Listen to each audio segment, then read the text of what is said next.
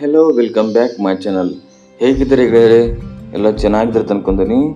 ಇವಾಗ ನಾನು ನಮ್ಮ ಊರಲ್ಲಿ ಒಂದು ಚಿಕ್ಕದಾದಂಥ ಮನೆ ಕಟ್ಟಿಸ್ತಾ ಇದ್ದೀನಿ. ಆ ಮನೆಗೆ ಮೋಲ್ಡಿಂಗ್ ಯಾವ ರೀತಿ ಹಾಕ್ತಾ ಇದ್ದಾರೆ, ಈ ಮೋಲ್ಡಿಂಗ್ ಪ್ರೊಸೆಸ್ ಏನಂತ ಸ್ವಲ್ಪ ಪ್ರಮಾಣದಲ್ಲಿ ನಿಮಗೆ ಹೇಳ್ಕೊಳ್ತಾ ಇದ್ದೀನಿ. ಬನ್ನಿ ನಾವು ಮೋಲ್ಡಿಂಗ್ ಯಾವ ರೀತಿ ಹಾಕ್ತಾ ಇದ್ದಾರೆ ಅಂತ ನೋಡ್ಕೊಂಬರೋಣ. ನೋಡಿ, ಫಸ್ಟು ನಮಗೆ ಈ ಮೋಲ್ಡಿಂಗ್ ಹಾಕೋರು ಒಂದು ತಂಡ ಇರುತ್ತೆ, ಸುಮಾರು ಒಂದು 10-15 ಜನ ಒಂದು ತಂಡ ಬರುತ್ತೆ. ವಿತ್ ಲಿಫ್ಟ್ ಸಮೇತ ಬಂದ್ಬಿಡ್ತಾರೆ. ಅವ್ರದ್ದು ಏನು ಕೆಲಸ, ಬರೀ ಮೋಲ್ಡಿಂಗ್ ಹಾಕೋದು ಕೆಲಸ. ನೋಡಿ, ಇಲ್ಲಿ 2 ಟ್ರಾಲಿಗಳದ, ಒಂದು ಲಿಫ್ಟು, ಹಾಗೆ ಒಂದು ಟ್ಯಾಕ್ಟ್ರು, ಹಾಗೆ ಒಂದು ಮಿಕ್ಸರ್ ಇರುತ್ತಲ್ಲ ಅದನ್ನು ಬರ್ತಾರೆ. ಇವ್ರು ಬಂದ ಮೇಲೆ ಇವ್ರ ಕೆಲಸ ಏನು, ಫಸ್ಟು ಲಿಫ್ಟ್ ಅಸೆಂಬ್ಲಿ ಮಾಡ್ತಾರೆ. ಮುಂದೆ ಇರೋ ಲಿಫ್ಟ್ಗಳೆಲ್ಲ ಅಸೆಂಬ್ಲಿ ಮಾಡಿ ರೆಡಿ ಮಾಡ್ಕೊಂಡು ಆಮೇಲೆ ಒಂದೊಂದಾಗಿ ನೋಡಿ, ಫಸ್ಟಿಗೆ ಬರೋದು ಇವರು ಲಿಫ್ಟ್ ಅಸೆಂಬ್ಲಿ ಮಾಡ್ತಾರೆ. ಫಸ್ಟು ಯಾವ ಜಾಗ ಇದೆ, ಯಾವ ಥರ ಇದೆ, ಅಲ್ಲೆಲ್ಲ ಪವರ್ಗಳಿದ್ರೆ ಪವರೆಲ್ಲ ಕಟ್ ಮಾಡಿಸ್ತಾರೆ. ಎಲ್ಲ ತಮ್ಮ ಸೇಫ್ಟಿ ನೋಡ್ಕೊಂಡು ಆಮೇಲೆ ಒಂದೊಂದಾಗಿ ಅಸೆಂಬ್ಲಿ ಮಾಡ್ಕೊಂಡು ಶುರು ಮಾಡ್ತಾರೆ. ಆಮೇಲೆ ಇದು ನೋಡಿ, ಈ ಲೆಂತ್ ಉದ್ದಾಗಿದೆಯಲ್ಲ, ಇದು ಲಿಫ್ಟ್. ಈ ಲಿಫ್ಟನ್ನ ಅಸೆಂಬ್ಲಿ ಮಾಡ್ತಾರೆ. ಒಂದು ಗ್ರೌಂಡ್ ಫ್ಲೋರಿಂದ ಸುಮಾರು 2 ಫ್ಲೋರ್ವರೆಗೂ ಹಾಕೋ ಕೆಪಾಸಿಟಿ ಇವ್ರ ಹತ್ರ ಇರುತ್ತೆ.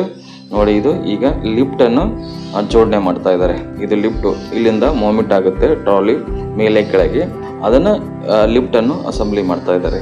ಹತ್ತಿರದಲ್ಲಿದ್ದರಿಂದ ಮನೆ ಮುಂದೆ ಕಾಂಕ್ರೀಟ್ ಮೂವ್ ಆಗಬೇಕಲ್ಲ, ಹಾಗಾಗಿ ಈ ಲಿಫ್ಟನ್ನು ಅಸೆಂಬ್ಲಿ ಮಾಡ್ತಾ ಇದ್ದಾರೆ.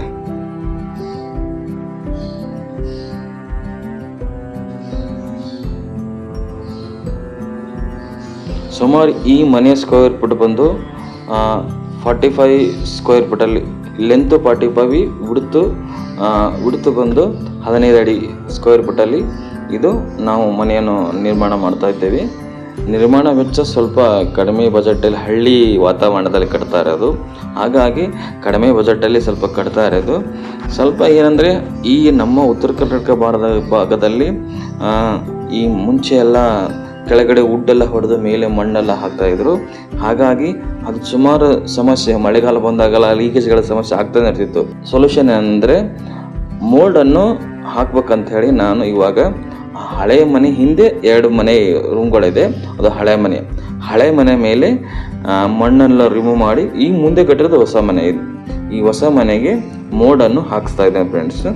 ನೋಡಿ, ಈ ಥರ ಮೋಡನ್ನು ಹಾಕ್ತಾರೆ ಉತ್ತರ ಕರ್ನಾಟಕ ಭಾಗದಲ್ಲಿ. ಕೆಲವೊಂದು ಮನೆಗಳೇ ನೋಡಿ, ಇದು ನಮ್ಮ ಪಕ್ಕದಲ್ಲಿ ನಮ್ಮ ಮನೆ, ಅದು ಕಲ್ಲಲ್ಲಿ ಕಟ್ಟಿರೋದು, ಕಲ್ಲಲ್ಲಿ ಉತ್ತು ಮೇಲೆ ಮೋಡ್ಗಳು ಹಾಕಿದ್ದಾರೆ. ಹಾಗಾಗಿ ಈ ಥರ ಮನೆಗಳು ಕಟ್ತಾರೆ. ಹಾಗೆ ಫ್ರೆಂಡ್ಸ್, ಈ ಥರ ಮೋಲ್ಡಲ್ಲಿ ನೋಡಿ, ಈಗ POP ಮಾಡಿಸ್ಬೇಕಂದ್ರೆ ತುಂಬ ಕಾಸ್ಟ್ಲಿ ಆಗುತ್ತೆ. POP ಮಾಡಿಸಿ ಅದರಲ್ಲಿ ಲೈಟ್ಗಳು ಬೇಕಾದ ಬೆಸ್ಟ್ ಸೊಲ್ಯೂಷನ್ ಅಂದರೆ ಮೋಲ್ಡಲ್ಲೇ ಲೈಟಿಂಗ್ ಎಲ್ಲ ಬಿಡ್ತಾರೆ. ಸೇಮ್ ಹೆಂಗೆ ನೀವು ಆ್ಯಸ್ ಇಟ್ ಇಸ್ POP ಇದೆಯಲ್ಲ, ಅದೇ ಥರ ಲೈಟ್ಸ್ಗಳು ಬರ್ತವೆ, ಕಲರ್. ಒಂದು ನಾನು ನೋಡಿ, ಇದು 10x12 ಏನಿದೆ, 12x10 ಏನಿದೆ, ಅಲ್ಲ 13x12 ಹಿಂಗಿದೆ ಲೆಂತಿಗಿದೆ. ಆ ಲೆಂತ್ ಇರೋದ್ರಿಂದ ಎಲ್ಲ ಕಡೆ POP ಸಿಸ್ಟಮ್ ಲೈಟ್ಗಳಲ್ಲಿ ಬಿಟ್ಟಿದ್ದೇನೆ. ಅಂದರೆ POP ಖರ್ಚು ಉಳಿಯುತ್ತೆ. ಡೈರೆಕ್ಟಾಗಿ ನೀವು ಎಲೆಕ್ಟ್ರಿಕಲಿಸಿಟಿ ಮೋಲ್ಡಲ್ಲಿ ಬಿಟ್ಟಿದ್ರೆ ತುಂಬ ಚೆನ್ನಾಗಿ ಕಾಣುತ್ತೆ, ಅದ್ಭುತವಾಗಿ ಕಾಣುತ್ತೆ. ಲಾಸ್ಟ್ ನಾನು ತೋರಿಸ್ತೀನಿ ನೆಕ್ಸ್ಟ್ ವಿಡಿಯೋದಲ್ಲಿ ನಿಮಗೆ, ಅದು ಯಾವ ಥರ POP ಸಿಸ್ಟಮ್ ಲೈಟ್ ಬಿಡ್ತಾರೆ ಅನ್ನೋದು, ವಿತೌಟ್ POP ಸಿಸ್ಟಮ್ ಮೋಡಲ್ಲಿ ಯಾವ ಥರ ಬಿಡ್ತಾರೆ ಅನ್ನೋದು ನಿಮಗೆ ತೋರಿಸ್ತೀನಿ ನಾನು ನೆಕ್ಸ್ಟ್ ವಿಡಿಯೋದಲ್ಲಿ. ಈಗ ನೋಡಿ, ಒಂದೊಂದಾಗಿ ಟ್ರಾಲಿಗಳನ್ನು ಜೋಡಿಸ್ತಾ ಇದ್ದಾರೆ. ಇದು ಲಿಫ್ಟ್ ಮೂವ್ಮೆಂಟ್ ಮಾಡೋಕ್ಕೆ ಒಂದು ಟ್ರಾಲಿ, ಇದು ಮಷಿನನ್ನು ಜೋಡಣೆ ಮಾಡ್ತಾ ಇದ್ದಾರೆ. ಹಾಗೆ ನೋಡಿ, ಟ್ರ್ಯಾಕ್ಟರಲ್ಲಿ ಸುಮಾರು ಈ 45-15 ಅಡಿಗೆ ಸ್ಕ್ವೇರ್ ಫೀಟಿಗೆ ನಮಗೆ ಸುಮಾರು 40 ಮೂಟೆ ಸಿಮೆಂಟ್ಗಳು ಬೇಕಾಗುತ್ತೆ. ಜಲ್ಲಿ ಬಂದು 2 ಟ್ರ್ಯಾಕ್ಟರ್ ಜಲ್ಲಿ ಬೇಕಾಗುತ್ತೆ, 2 ಟ್ರ್ಯಾಕ್ಟರ್ ಎಮ್ಸೆಂಟ್ ಬೇಕಾಗುತ್ತೆ. ಇದರೊಳಗಡೆ ನಿಮ್ಮದು ಆರಾಮಾಗಿ ಮೋಲ್ಡ್ ಕಂಪ್ಲೀಟ್ ಆಗೋ ಚಾನ್ಸ್ ಇರುತ್ತೆ. ನೋಡಿ, ಇಲ್ಲಿ ಹೇಗೆ ಲಿಫ್ಟನ್ನು ಜೋಡಣೆ ಮಾಡಿದ್ದಾರೆ, ಅಸೆಂಬ್ಲಿ ಮಾಡಿದ್ದಾರೆ. ಕೆಳಗಡೆ ಎಲ್ಲ ಕಟ್ಕೊಂಡು ಗ್ರಿಪ್ ಆಗಿ ಇಟ್ಕೊಂಡು ಆಮೇಲೆ ಟೆಸ್ಟ್ ಎಲ್ಲ ಮಾಡ್ತಾರೆ. ಮೂಮೆಂಟ್ ಎಲ್ಲ ಟೆಸ್ಟ್ ಮಾಡಿ, ಲೋಡ್ ಟೆಸ್ಟ್ ಮಾಡಿ ಆಮೇಲೆ ವರ್ಕ್ ಸ್ಟಾರ್ಟ್ ಮಾಡ್ತಾರೆ. ನೋಡಿ, ಈಗ ಟ್ರಾಲಿ ಅಸೆಂಬ್ಲಿ ಮಾಡ್ತಾ ಇದ್ದಾರೆ. ಮೇಲಿಂದ ಕೆಳಗೆ ಟ್ರಾಲಿ ಅಸೆಂಬ್ಲಿ ಮಾಡ್ತಾರೆ, ಅಂದರೆ ಕಾಂಕ್ರೀಟ್ ಮೂಮೆಂಟ್ ಮಾಡೋಕ್ಕೆ ಟ್ರಾಲಿ ಅಸೆಂಬ್ಲಿ ಮಾಡ್ತಾ ಇದ್ದಾರೆ.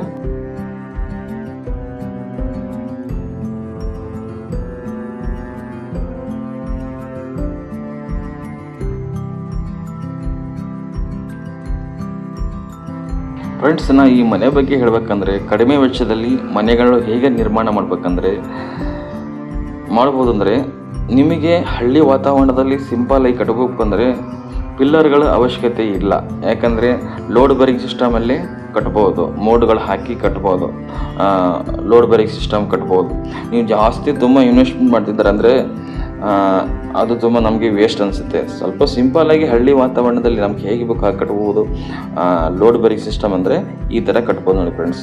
ನಾನು ಬರೀ ಬೀಮ್ಗಳ ಸಹಾಯದಿಂದ ಕಟ್ಟಿದ್ದೇನೆ. ಕೆಳಗಡೆ ಬೀಮ್ ಇದೆ, ಮಧ್ಯದಲ್ಲಿ ಬೀಮ್ ಇದೆ, ಮೇಲೆ ಒಂದು ಬೀಮ್ ಬರುತ್ತೆ. ಟೋಟಲ್ 3 ಬೀಮ್ ಬರುತ್ತೆ. ಈ ಬೀಮಲ್ಲಿ ತುಂಬ ಕಡಿಮೆ ಖರ್ಚದಲ್ಲಿ ಈ ಮನೆಯನ್ನು ನಿರ್ಮಾಣ ಮಾಡಲಾಗಿದೆ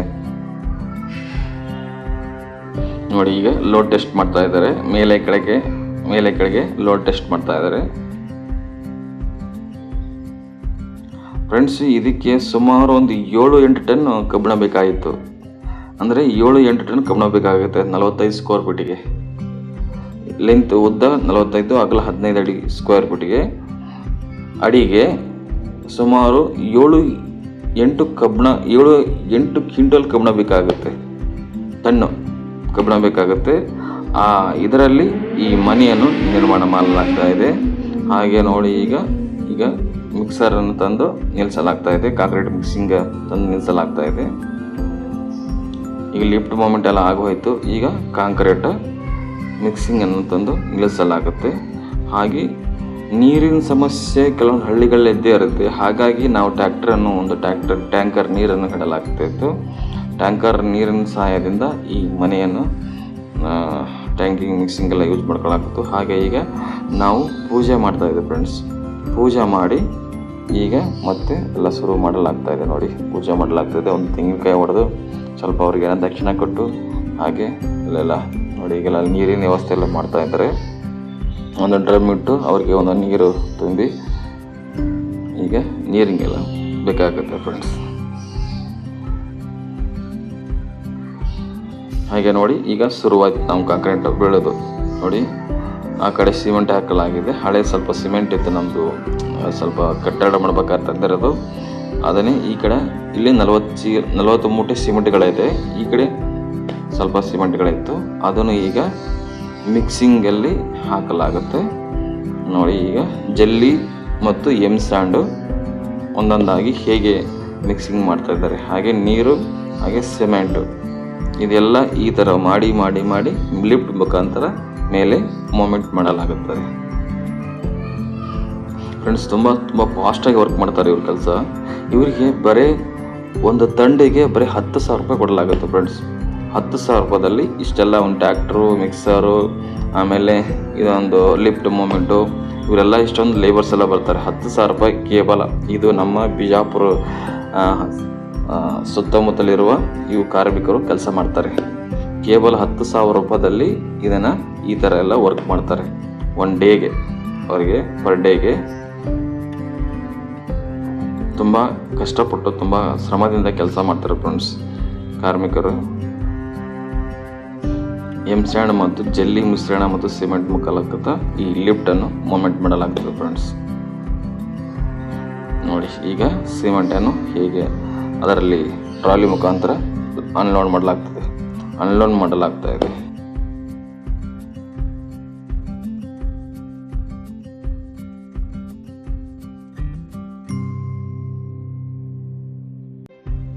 ಕಂಟಿನ್ಯೂ ಆಗಿ ವರ್ಕ್ ಇರ್ತವೆ ಫ್ರೆಂಡ್ಸ್. ಈ ಮನೆಯ ಮುಗಿಯುವವರೆಗೂ ರೆಸ್ಟೇ ತಗೊಳ್ಳಲ್ಲ ಅವರು. ಕಂಟಿನ್ಯೂ ಆಗಿ ವರ್ಕ್ ಮಾಡ್ತಾನೆ ಇರ್ತಾರೆ. ಈ ಮೋಲ್ಡ್ ಫುಲ್ ಕಂಪ್ಲೀಟ್ ಆಗೋವರೆಗೂ ಕಂಟಿನ್ಯೂ ಸುಮಾರು 4 ಅವರ್ ಸತತವಾಗಿ 2-3 ಅವರಲ್ಲಿ ಮುಗಿಸ್ಬಿಡ್ತಾರೆ. 2 ಅವರಲ್ಲಿ ಮುಗಿಸ್ಬಿಟ್ರೆ ಅನಿಸುತ್ತೆ. 2-3 ಅವರಲ್ಲಿ 45 ಅಡಿ ಉದ್ದ, ಅಗಲ 15 ಅಡಿಯಲ್ಲಿ 2 ಅವರಲ್ಲಿ 3 ಅವರಲ್ಲಿ ಮುಗಿಸ್ಬಿಡ್ತಾರೆ. ಅಷ್ಟೊಂದು ಪಾಸಿಟಿವ್ ಕೆಲಸ ಮಾಡ್ತಾರೆ.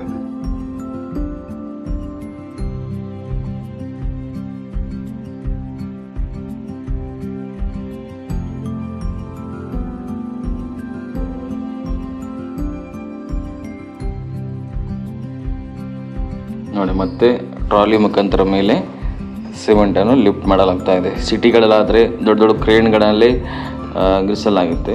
ಒಟ್ಟು ಇದು ಹಳ್ಳಿಗಳೆಲ್ಲ ಅಂದರೆ ಇದೇ ಥರ ಈ ಲಿಫ್ಟ್ಗಳೆಲ್ಲ ಜೋಡಣೆ ಮಾಡಿ ಈ ಥರ ಎಲ್ಲ ಮಾಡಲಾಗ್ತದೆ ನೋಡಿ. ಇದು ಮೇಲೆ ಭಾಗ ನೋಡಿ, ಎಲ್ಲ ಕಂಬಿಗಳೆಲ್ಲ ಜೋಡಿಸಿ ಎಲ್ಲ ರೆಡಿ ಮಾಡಿ ಕೊಂಡಿದ್ದಾರೆ. ಈಗ ಇಲ್ಲಿ ಸಿಮೆಂಟ್ ಹಾಕ್ತಾರೆ. ಇದು ಫ್ರೆಂಡ್ಸ್, ಇದು ಹಿಂದಿನ ಹಳೆ ಮನೆ. ಹಳೆ ಮನೆಗೆ ಮೋಡ್ ಹಾಕ್ಸ್ತಾ ಇರೋದು. ಇದು ಮೇಲೆ ಹೊಸ ಮನೆ ಕಟ್ತಾ ಇರೋದು. ಈ ಹೊಸ ಮನೆಗೆ ಈ ನೋಡಿ ಈ ಥರ ಲೈಟಿಂಗ್ ಎಲ್ಲ ಬಿಟ್ಟು ಒಳಗಡೆ ಲೈಟೆಲ್ಲ ಬಿಡಲಾಗಿದೆ. ಹಾಗೆ ಇದು ನೋಡಿ, ಇದು ಹಳೆ ಮನೆ.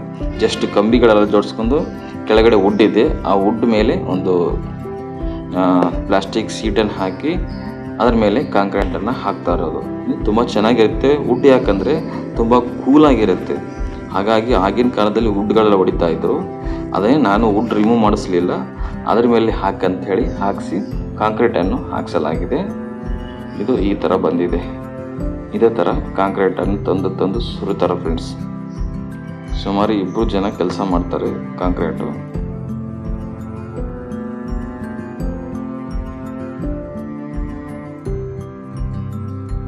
ಹಾಗೆ ನೋಡಿ ಅಲ್ಲಿ ಮೇಸ್ತ್ರಿ ಅದು ಹಾಗೆ ಕಾಂಕ್ರೀಟ್ ಲೆವೆಲ್ನ ಒಂದು ಲೆವೆಲ್ ಆಗಿ ಮಾಡ್ಕೊಂಡು ಬರ್ತಾ ಇರ್ತಾರೆ. ಹಾಗೆ ಸುರಿತಾ ಇರ್ತಾರೆ, ಅವರು ಲೆವೆಲ್ ಮಾಡ್ಕೊಂಡು ಬರ್ತಾ ಇರ್ತಾರೆ. ಇದು ವಾಟ ಬಂದು ಹಿಂದೆ ಸೈಡ್ ನೀರು ಹಾಕಿ ಮಾಡ್ಲಾಗ್ತಾ ಇರೋದು.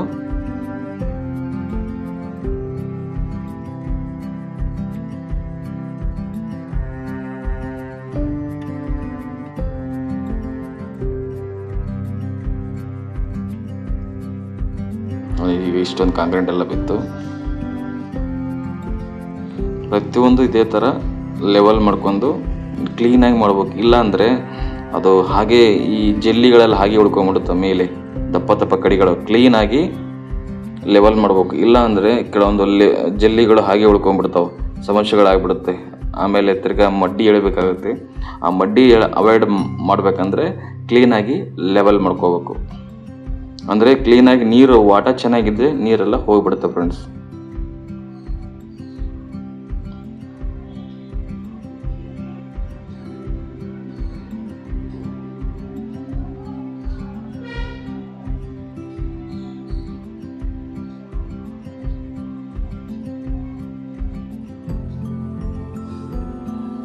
ನೋಡಿ, ನಮಗೆ ಈ ಲೆವೆಲ್ ಕೆಳಗಡೆ ಭಾಗ ಕಂಪ್ಲೀಟ್ ಆಯಿತು. ಈಗ ಮುಂದಿನ ಭಾಗದಲ್ಲಿ ಹಾಕ್ತಾ ಇರೋದು.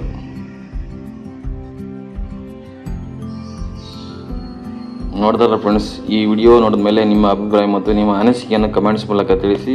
ನನ್ನ ಚಾನಲ್ಗೆ ಸೂಪರ್ ಆಗಿದ್ದರೆ ದಯವಿಟ್ಟು ನನ್ನ ಚಾನಲ್ ಸಬ್ಸ್ಕ್ರೈಬ್ ಮಾಡೋದನ್ನು ಮರಿಬೇಡಿ ಫ್ರೆಂಡ್ಸ್. ಹಾಗೆ ಶೇರ್ ಮಾಡೋದನ್ನು ಮರಿಬೇಡಿ ಫ್ರೆಂಡ್ಸ್. ಧನ್ಯವಾದಗಳು.